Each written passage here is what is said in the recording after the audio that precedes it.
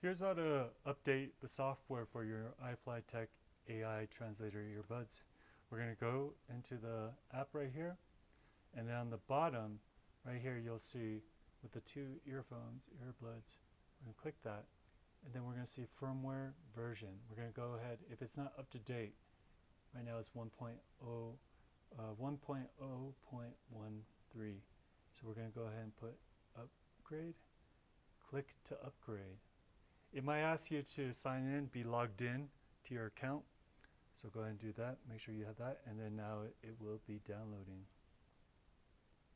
It's just about finished updating.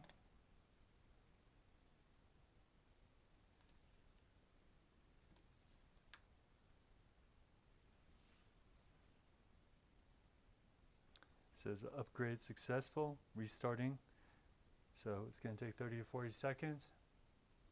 Okay, so we have successfully updated it, and now it is on the newest firmware, so you should be good to go. Okay, well, I'm going to be doing some more demos and reviews, so look forward to seeing you next time.